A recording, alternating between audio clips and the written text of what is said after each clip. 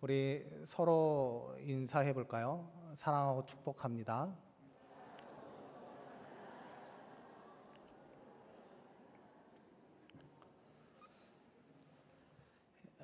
이제 며칠 후면 추석 명절이 시작됩니다. 이번 주일 수도 있고 다음 주에 시작할 수도 있는데요. 특히 10월 10일 금요일에 휴가를 내면 최대 10일까지 쉴 수 있다라고 이야기를 합니다. 그런데 이 기간 동안에 호황을 누리는 업체들이 있습니다. 그 업체들이 어디냐? 첫 번째가 여행사입니다. 이미 몇 개월 전부터 해외로 나가려고 하는 사람들 때문에 이미 예약이 전부 다 끝났다라고 이야기합니다. 그리고 두 번째는 호텔입니다. 요즘은 가족과 함께 가정에서 보내는 것이 아니라 호텔에서 명절을 보내기 때문에 늘어나는 예약이 거의 찼다라고 이렇게 이야기를 하더라고요. 그리고 세 번째는 성형외과입니다. 긴 연휴 기간에 예뻐지고 싶은 마음에 많은 사람들이 성형외과를 찾고 있어서 지금 예약이 거의 종료될 정도로 많은 사람들이 예약을 하고 있다라고 이야기를 합니다. 하지만 이와 반대로 추석을 맞이하여 외로움과 답답함을 떨치지 못하는 사람들도 있습니다. 그들이 누구이냐? 바로 외국인 노동자들입니다. 그들은 집에 가고 싶어도 휴가 기간이 맞지 않거나 고가의 비행기표 때문에 집을 가지 못하고 외로움에 노출되어 있으며 또 다른 사람들 가운데에서 노숙자들이 또한 늘 힘들고 어려운 시간을 보내고 있는데요. 그들이 가정에 가고 싶어도 가족들이 맞아주지를 않아서 가지 못한다라고 이야기를 합니다. 마지막으로 삶의 형편 때문에 경제적인 어려움 때문에 가지 못하는 많은 사람들이 있습니다. 우리가 늘 보내고 있는 추석 명절, 가족과 함께 즐겁고 행복한 시간을 보내는 것이 당연합니다. 이 좋은 날, 우리의 주변도 살피는 것이 주의 자녀들이 해야 할 일임을 주님께서 우리에게 가르쳐 주셨습니다. 그렇기 때문에 우리가 주변을 살필 수 있는 마음과 나누는 삶의 모습을 통해서 하나님의 사랑을 전하고 아름다운 세상을 만들 수 있는 우리 금옥교회 성도 여러분들이 되기를 간절히 소망합니다. 오늘 제목은 큰 일이라는 말씀으로 은혜를 나누려고 합니다. 우리나라 말에는 억양과 표현에 따라서 같은 말도 내용이 전혀 달라지는 것을 볼 수 있는데요. 예를 한번 들어보면 큰일이 났다. 즉 감당하기 어려운 일을 만났다라는 의미입니다. 그렇다면 큰일을 봤다. 대변을 본 것을 이야기합니다. 그리고 큰일을 했다. 이것은 사람과 사회에 이익이 되는 큰일을 하게 되었다라는 의미를 가지고 있습니다. 오늘 본문 말씀 3절에서도 큰 일, 기쁨에 찬 고백들을 볼 수 있는데요. 3절의 말씀을 보면 이렇게 나와 있습니다. 여호와께서 우리를 위하여 큰 일을 행하셨으니 우리는 기쁘도다. 지금 시편 기자는 하나님께서 큰 일을 행하셨기에 내가 기쁘다라고 지금 이야기를 하고 있습니다. 그렇다면 이 시편 기자가 그냥 기쁘다라고만 이야기했을까요? 아마 그렇지 않은 것 같습니다. 왜냐하면 하나님께서 행하신 일이 자신에게 큰 기쁨으로 다가왔기 때문입니다. 그런데 그 기쁨의 모습이 얼마나 컸던지 2절에서도 우리에게 말씀하고 있는데요. 우리 2절의 말씀을 읽겠습니다. 그때에 우리의 입에는 웃음이 가득하고 우리 혀에는 찬양이 찼었도다. 그때 문 나라 가운데에서 말하기를 여호와께서 그들을 위하여 큰 일을 행하셨다 하였도다. 아멘. 하나님께서는 그들을 위해 큰 일을 행하셨습니다. 그들의 입에는 웃음이 가득했다라고 지금 말하고 있는데요. 이 표현에 딱 맞는 말이 있습니다. 그것이 뭐냐? 입이 귀에 걸렸다 라고 표현할 수 있습니다. 즉 하나님께서 행하신 큰 일이 그들의 입가에 웃음이 저절로 나올 수 있도록 지금 만들어 주셨고, 그의 혀에는 찬양이 흘러 넘쳐나도록 하나님께서 만들어 주셨다라고 이야기하고 있는 것을 보게 됩니다. 도대체 그들에게 무슨 일이 있었건데 이런 기쁨이 있었을까? 1절에서도 그 기쁜 모습을 찾아볼 수 있습니다. 1절의 말씀에 우리는 꿈꾸는 것 같았도다라고 말하고 있습니다. 여기에서 말하는 꿈꾸는 것 같았다라는 그 의미가 과연 무엇이냐? 믿기지 않는 일이 발생하게 되어 어리둥절하였다. 황홀해서 어쩔 줄 모르는 표정을 짓고 있다라는 것을 의미하고 있습니다. 이것을 좀 더 자세하게 말씀을 드려보면 이런 표현입니다. 솟아나는 기쁨 때문에 얼굴이 환하게 웃음꽃이 피었으며 노래를 흥얼거리며 즐거워하는 모습을 우리가 상상해 볼 수 있습니다. 그렇다면 남들이 보기에는 어떤 모습일까요? 미쳤다라고 볼 수 있을 정도로 혼자서 웃으면서 흥얼거리고 있는 모습을 이렇게 표현하고 있는 것입니다. 그렇다면 하나님께서 행하신 큰 일, 과연 무엇일까인데 그들이 이렇게 기뻐하며 노래를 흥얼거리고 있었을까? 우리 1절의 말씀을 보면 이렇게 나와 있습니다. 여호와께서 시온의 포로를 돌려보내실 때에 우리는 꿈꾸는 것 같았도다. 즉 여기에서 포로로 돌려보내실 때라는 그 말에 열쇠가 있습니다. 이스라엘 백성들은 바벨론에 의해서 나라가 멸망하게 되었습니다. 그들이 멸망할 수밖에 없었던 이유는 우상숭배, 불의한 삶, 그리고 불순종 때문이었습니다. 결국 바벨론에 의해 땅과 성전, 왕궁이 모두 짓밟혔으며 그들은 괴로움과 애로움 속에서 절망의 세월을 보내야만 했습니다. 이에 대하여 시편 137편 1절의 말씀을 보면 이렇게 나와 있습니다. 우리가 바벨론의 여러 강변 거기에 앉아서 시온을 기억하며 울었도다. 지금 시편 기자는 뭐라고 이야기하고 있느냐? 성전을 그리워하면서, 고향을 그리워하면서 수치스러운 삶을 당하고 있는 가운데 내가 시온을 바라보면서 울고 있었다라고 이야기하고 있는 것을 보게 됩니다. 이사야 역시 이사야 59장 9절에서 11절의 말씀을 통해서 포로 생활의 심정에 대해서 분명하게 표현하고 있는데요. 이 말씀을 요약해 보면 이런 말씀입니다. 우리가 빛을 발하나 어둠뿐이며 맹인처럼 눈 없는 자처럼 낮에도 넘어지고 살았으나 죽은 자 같으며 곰같이 부르짖고 비둘기같이 슬피 울어도 구원을 바라나 도저히 찾을 수 없도다 라고 이야기하는 거 있습니다. 이 말이 무엇이냐? 그들은 어둠 가운데 있습니다. 슬픔과 아픔 가운데 있습니다. 그런데 자신을 도와줄 이 아무도 없음을 지금 한탄하면서 지금 부르짖고 있는 것입니다. 만약 이런 상황이 우리 역시 그런 모습을 당하고 있다면 여러분들은 어떻겠습니까? 좌절과 절망, 힘든 나날을 보내고 있지 않을까 생각 싶습니다. 그럼에도 우리가 희망을 가질 수 있는 이유는 하나님께서 한번 선택한 백성은 그냥 그대로 내버려 두지 않으시고 끝까지 책임져 주시는 분이 바로 우리가 알고 있는, 우리가 믿고 있는 그 하나님이십니다.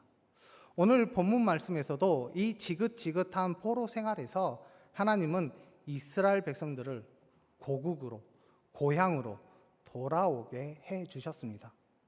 이때 이스라엘의 표정 어떠했을까요?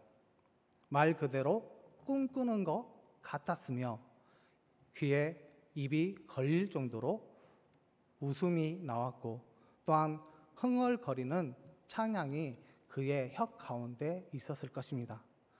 절망 가운데 있었던 이스라엘 백성들에게 새로운 삶이 시작되었는데 이 정도의 표정은 당연한 것 같지 않습니까? 그런데 그들에게 또 하나님께서 행하신 또 다른 큰 일이 있습니다. 신명기 11장 7절의 말씀을 보면 이렇게 나와 있습니다. 너희가 여호와께서 행하신 이 모든 큰 일을 너희의 눈으로 보았느니라. 지금 모세는 출애굽한 이스라엘 백성들에게 모압 평지에서 그들을 모아놓고 40년 전에 애굽에서 탈출시켜 주신 그 하나님의 은혜를 기억해보라. 그 모든 것을 너희들이 직접 눈으로 보았다라고 이야기를 하고 있습니다.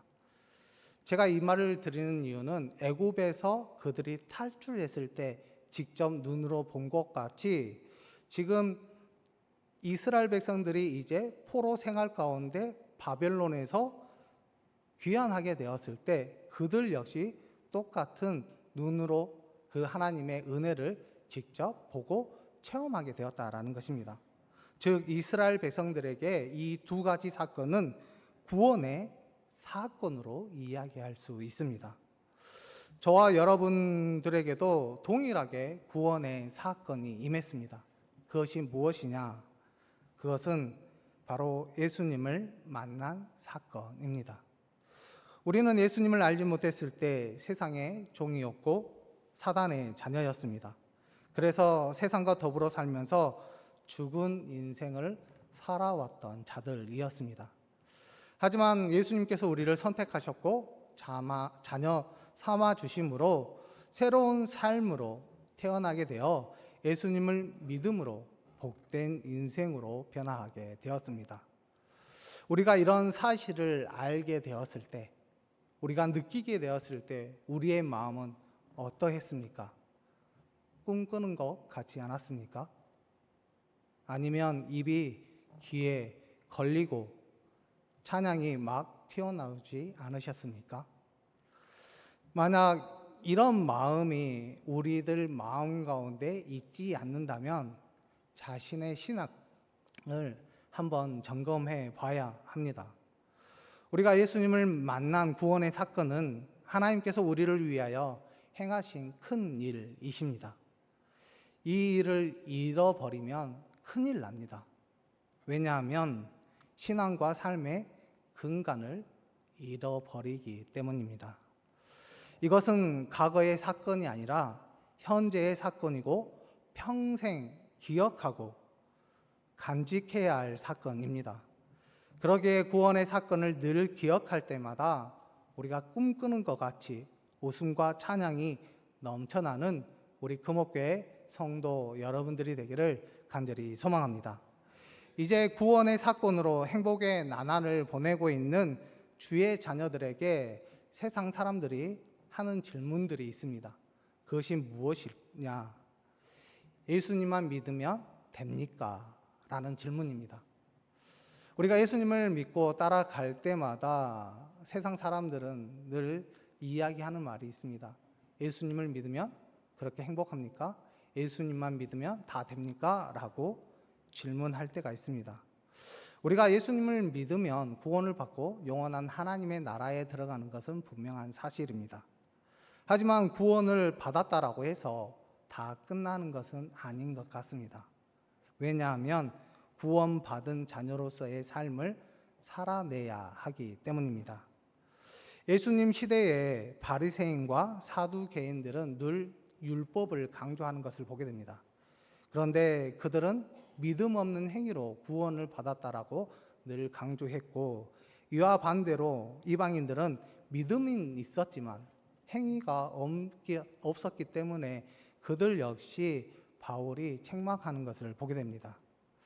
과연 이들에게 필요한 것이 있다면 무엇이 있어야 할까요? 그것은 믿음이 있는 거룩한 삶, 하나님께서 기뻐하시는 삶을 살기 위한 노력들이 필요하다라는 것입니다. 이런 분들을 위해서 시편 기자는 다음과 같은 말씀을 합니다. 우리 본문 말씀 5절과 6절의 말씀인데요. 5절과 6절의 말씀을 읽겠습니다. 눈물을 흘리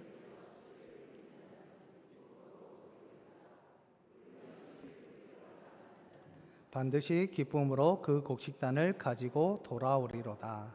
아멘. 지금 시편 기자는 5절과 6절의 말씀을 통해서 눈물을 흘리며 씨를 뿌리는 자에 대해서 말씀하고 있습니다. 여기에서 씨를 뿌린다라는 것은 어떤 의미를 가지고 있느냐? 수고하고 노력하여 열매를 바라는 것을 의미하는데요. 이것은 생산적인 그런 일이기도 하고 미래를 위한 아름다운 투자의 삶을 우리에게 가르쳐 주고 있습니다.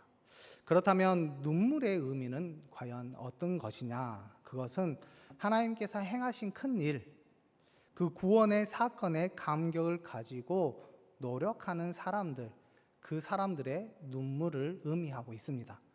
그렇다면 시편 기자는 5절과 6절의 말씀을 통해서 무엇을 이야기하고 싶었느냐?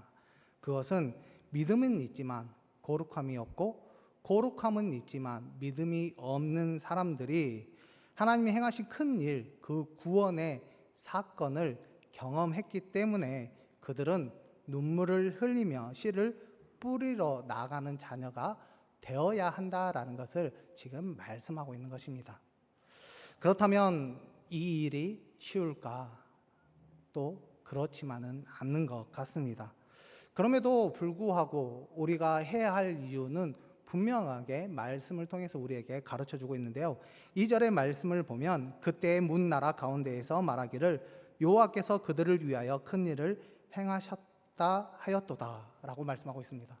다시 말하면 하나님께서 주의 자녀들을 생각하셨기 때문에 주의 백성들을 기억하셨기 때문에 남들이 보든 상관없이 이방 나라들이 보고 있는 가운데서도 아무렇지 않게 이스라엘 백성들을 포로에서 데려 나오셨다라고 말씀하고 있습니다. 우리 역시 구원의 사건을 경험한 주의 자녀들입니다. 하지만 우리가 경험한 구원의 사건은 누구에게나 보여줄 수 있는 것이 아닙니다. 그럼에도 불구하고 우리가 늘 남들이 볼 수 있는 큰 일을 사모하며 경험해야 한다라는 것입니다. 왜냐하면 우리를 통해서 하나님의 큰 일을 세상 사람들에게 보여줄 수 있기 때문입니다. 우리가 구원 이후에 큰 일이 일어날 수 있도록 절대적인 노력이 필요하는데 그 이유는 우리가 능력이 있어서 노력하는 것이 아니라 하나님의 능력을 인정하는 차원에서 노력해야 하기 때문입니다. 우리의 삶에 하나님의 큰 일, 그 구원의 사건을 경험하고 증거하기 위해서 우리가 해야 할 일은 자신의 땀과 수고를 성실히 담고 거룩한 삶을 통해 구원이라는 큰 일을 경험했기에 우리가 그 경험을 통해서 세상 사람들에게 가르치고 또한 이끌므로 그들 역시 주의 자녀들이 될 수 있도록 인도하는 자녀가 결국 하나님께서 쓰임받고 영광을 돌릴 수 있는 귀한 자녀가 될 수 있도록 하나님께서 은혜 내려주신다라는 것입니다. 우리의 삶은 하나님께서 큰 일, 그 구원의 사건을 우리가 체념했고 그 체념함으로 말미암아 우리는 하나님의 선택받은 자녀가 되었습니다. 그렇기 때문에 우리가 큰 일을 경험했다면 세상 사람들을 또한 옳은 길로 인도할 수 있는 우리 금옥교회 성도 여러분들이 되기를 간절히 소망합니다. 성경에는 하나님께서 행하신 큰 일에 대해서 여러 가지 말씀으로 표현하는 구절들이 있습니다. 이사야 43장 19절의 말씀을 보면 이렇게 나와 있습니다. 보라, 내가 새 일을 행하리니 이제 나타낼 것이라. 여기에서 말하는 새 일, 그 새 일은 뭐냐? 사람이 할 수 없는 그 일을 하나님께서 해결해 주셨다라는 그 의미로서 새 일이라는 그 말을 사용하게 되었고요. 그리고 요엘서 2장 26절의 말씀을 보면 너희에게 놀라운 일을 행하신 너희 하나님 여호와의 이름을 찬송할 것이라. 여기에서 말한 것은 경제적인 풍성함을 행하신 그 놀라운 일, 그 하나님의 은혜를 이야기하고 있습니다. 그리고 마지막으로 이사야 12장 5절의 말씀을 보면 여호와를 찬송할 것은 극히 아름다운 일을 하셨으니 이를 온 땅에 알게 할지어다. 삶의 어려운 순간이 있는 사람들에게 하나님께서 건져 주심으로 그 아름다운 일, 그 일을 행해 주셨다라고 말씀하고 있습니다. 여기에서 말하는 새 일, 놀라운 일, 아름다운 일, 이 모든 것이 하나님께서 행하시는 큰 일입니다. 우리는 자신의 능력으로 감당할 수 없는 일을 만나게 되었을 때 큰 일을 행하시는 그 하나님을 찾을 수 있는 우리 금옥교회 성도 여러분들이 되기를 간절히 소망합니다. 또한 경제적인 어려움이 있습니까? 아픔이 있습니까? 우리를 힘들게 하고 우리를 나약하게 만드는 것들이 있습니까? 우리에게 큰 일을 행하시는 그 하나님께 모든 것을 맡기시기를 바랍니다. 또한 삶의 어려움 때문에 늘 힘들어하는 나날들이 있으십니까? 우리에게 큰 일을 행하시는 그 하나님께 부르짖기를 바랍니다. 그리고 부탁드리고 싶은 말씀이 있습니다. 그것이 무엇이냐? 우리에게 큰 일을 행하시는 그 하나님을 바라보면서 우리가 해야 할 일은 눈물을 흘리며 씨를 뿌리는 일에 멈추지 말아야 한다라는 것입니다. 하나님은 분명하게 저와 여러분들에게 말씀하셨습니다. 내가 큰 일을 행하는 동안 눈물을 흘리며 씨를 뿌리는 자녀에게 기쁨으로 거두리라. 울며 씨를 뿌리러 나가는 자들에게 반드시 기쁨으로 곡식단을 가지고 돌아오리라 라고 말씀하셨습니다. 하나님은 먼저 주의 자녀들에게 큰 일, 그 구원의 은혜를 베풀어 주셨습니다. 우리 또한 큰 일, 그 구원의 사건으로 우리가 힘입어 살아가는 귀한 하나님의 자녀가 되었다면 우리의 이웃을 위해, 가정을 위해 하나님의 큰 일이 나타날 수 있도록 주의 사명을 잘 감당함으로 하나님 앞에 영광을 돌리고 귀한 열매를 맺을 수 있는 우리 금옥교회 성도 여러분들이 되기를 간절히 소망합니다.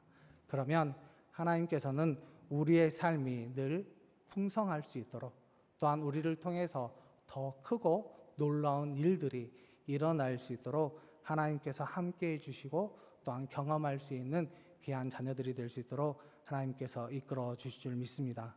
그렇기 때문에 우리가 큰 일을 하나님께서 행해 주셨고 우리가 큰 일을 경험하게 되었기에 우리 또한 큰 일을 통해서 많은 사람들을 옳은 길로 인도함으로 우리가 영원한 하나님의 나라를 바라보며 살아낼 수 있는 우리 금옥교회 성도 여러분들이 되기를 간절히 소망합니다.